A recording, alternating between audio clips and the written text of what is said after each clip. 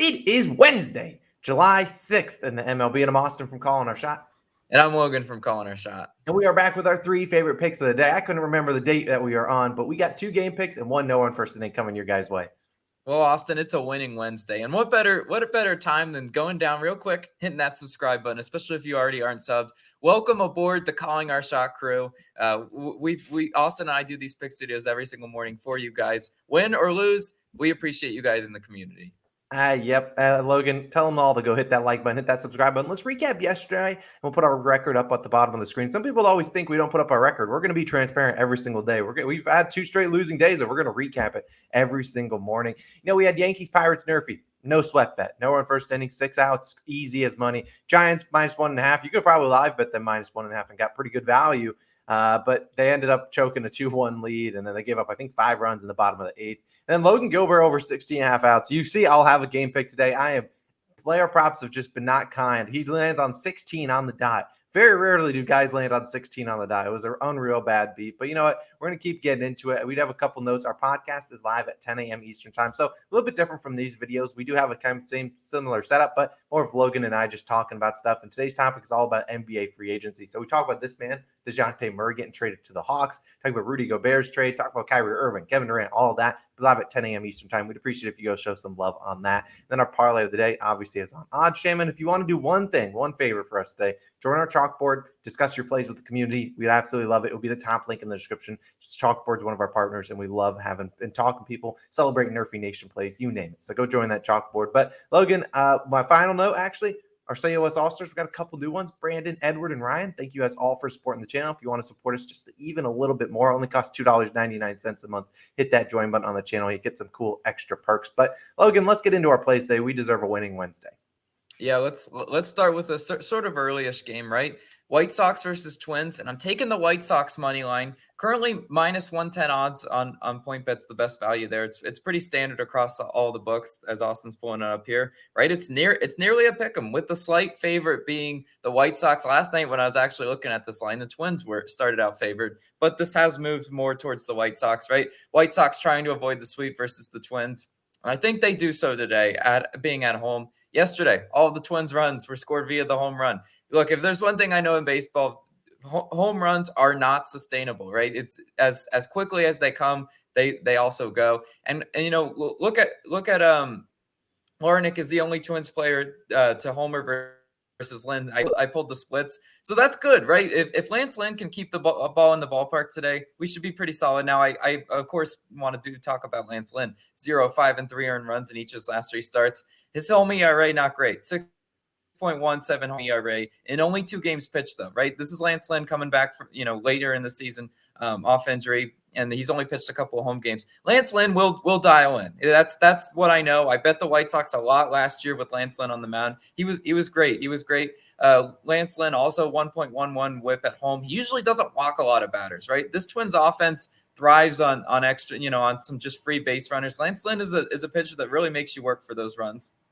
And I think he does that today. Twins are top 10 in average and OPS on the road, which is why they're in a pick 'em, right? Why you might have a lot of people betting the Twins, blindly. But I really do think Lance Lynn will hold them down today. I pulled up their hitters career-wise versus Lance Lynn.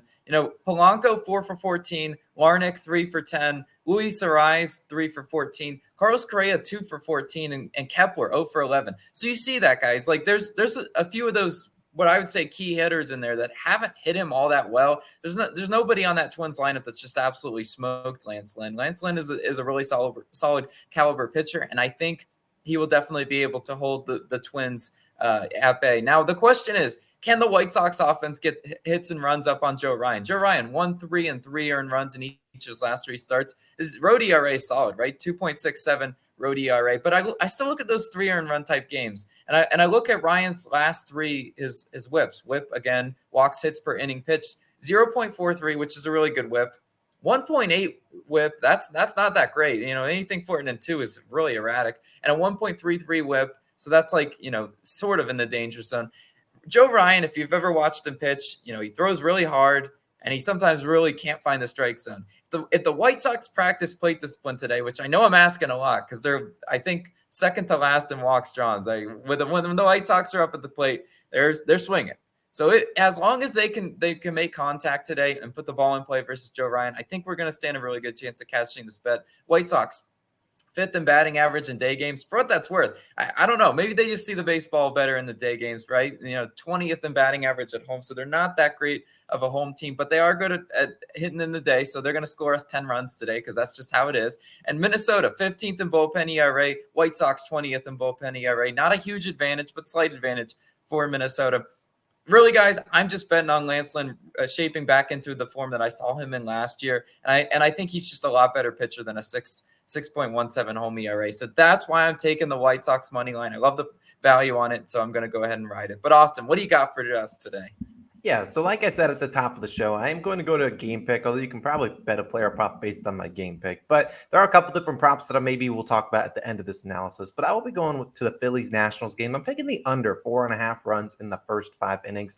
Right now it is minus 135 on BetMGM. We do actually see BetMGM and Barstool Sportsbook, the only book with lines. So if this line does go down to 4, I do want to note I would still play it at 4. You have a good chance for a push there. Hopefully it's not even close, so we all aren't sweating this one, and maybe they only combine for 0 or 1 or 2, 3 runs. But still, I would play it at 4 if that's the only line you have available. I'll be taking the minus 135 on BetMGM. Now, why do I like this one? We got the over-under for this game set at 7.5. I mean, you look at yesterday's score, complete blowout. Phillies made it rain on this Nationals team, 11-0. I mean, the Nats didn't score a single run, which I expect them to score some runs today. But we still do see an over-under 7.5. And we're looking at the guys on the mound. We've got Aaron Nola and Josiah Gray.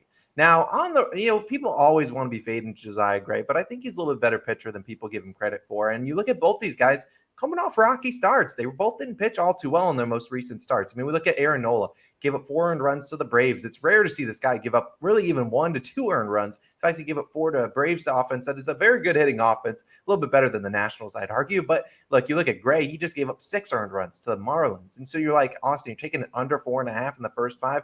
But yeah, because I expect both these pitchers to bounce back. You look at Aaron Nola when he gave up 3 or 4 earned runs earlier this season, normally bounces back with a 0 or 1 earned run performance. Josiah Gray, the same kind of thing. You could look at his ERA, see it's pretty high.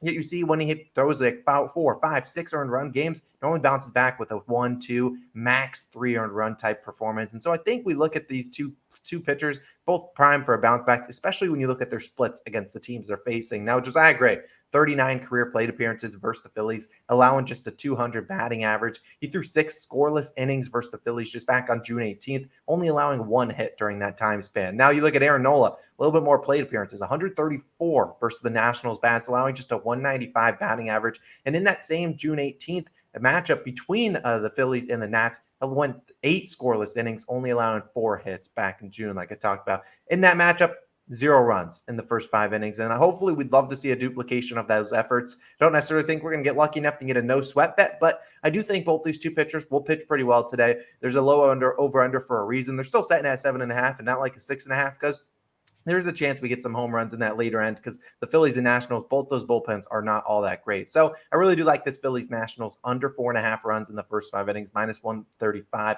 on BetMGM. If you want to take it at 4, if maybe that's what FanDuel releases, like I said, perfectly fine with it there. I did look at a couple different props. I do believe the Yankees get back on track in the scoring column today, and I do think we might see maybe guys like Giancarlo Stanton probably hit his over 1.5 bases. Maybe DJ LeMahieu get his over 1.5 bases. I was going to lean towards Judge, but his was minus 135. I don't really like taking a base prop that high, but I do think the Yankees bounce back today. But Logan, you know what time it is. Grab those NRFI Nation flags and start waving them. We were actually waving them in our weekly podcast, so you definitely should check it out as we record right around the time that games are starting. Today, we have an interesting one, and before you guys go down below in the comments and start raging at this being our pick, please allow us to explain. Taking the Rangers and the Orioles, no run first inning, plus 115 on BetMGM. So, yes, we're going for a plus value NRFI, and we're testing our luck here. We see a bunch of different books. I mean, you're looking at FanDuel, only putting this at plus 102, only the over minus 130. A little bit interesting. We're doing a little bit of line reading here because when we think about this over-under, we're saying an over-under of 10 in these games. And the overs hit easily in the last 2 games. In game 1, 13 runs. Game 2 yesterday, 19 runs. Yet both games NRFI. Both games had no runs in the first inning. And these bullpens, I think, are due a little bit of regression. And that regression has been coming in the past couple games. And so you look at Spencer Watkins. Has he been a guy that's been great for NRFI Nation? No. He's 3-7 on no run first innings. He started the year allowing 4 straight NRFIs. But you think about a no run first inning bet. It's a coin flip bet. So the fact that we're getting plus money odds, look, there's always people out here that want to chase a yes run first inning. Betting a minus 150 yes run first inning is equivalent to betting a minus 150 no run first inning. You see all these things flip flop. So we're looking at a coin flip bet. The fact that we can get plus 115, I love that. Look at the Rangers, 22nd in first inning runs. Not a great offense. I mean, you look at Simeon, who will lead off for the Rangers, just 1-4 versus Watkins. It is crucial to get that first base runner out. And so I think that we will be able to get Simeon out, and then hopefully he can get us 2 more outs. I think Spencer Watkins give you those first 3 outs. What about the next guy, Logan? Yeah, it's going to be Glenn Otto, right? And he's a little bit better than Spencer Watkins if you're pulling the no-run first inning stats, right? He's 5-5 on no-run first inning. So, yeah, half the time he's hitting, half the time he's not. But today he will definitely be hitting for us. Now, one of the reasons I do like Glenn Otto, he's got decent splits, right? Limited plate appearances, right? Mullins and Mancini 0-for-2 versus Otto. Really, though, we just have to survive a Mountcastle solo home run. Now, why do I say that? Because Mountcastle has homered versus Glenn Otto when he's seen him before. This doesn't change the fact, though, that Baltimore is 30th in first inning runs. As high-powered and fun as that Baltimore offense is, we have a lot of people that love betting Orioles. We have a lot of people love that just blindly betting the over in this game because they just want to see runs. They don't score in the first inning. They're usually slow starting, right? And the over-under, as you mentioned, Austin, set to 10. It's just going to be one of those really interesting plays for me to watch everyone and their mother probably not wanting to touch the game pick in this one because these two teams just went back and forth and back and forth. And once again, they did it yesterday. They hurt me the first time I picked the outcome. And I think a lot of people in their parlays, I can see it right now, are going to be going and betting just the over in over 10 in Rangers versus Orioles, and that's their parlay leg. And then the best they can do is like 4 or 5 runs total in the game. So we're going to take our chances with this one because I love plus value no run first innings. It shouldn't work. As Austin mentioned, no such thing as juice NRFIs, no such thing as juice Yerfis too. And this is a juice yes run first inning. I really do like this one. I did also want to mention we like the Phillies Nationals one. That would be double dipping though, and we're asking for multiple runs in the first inning if we did that one, considering we've already got that one.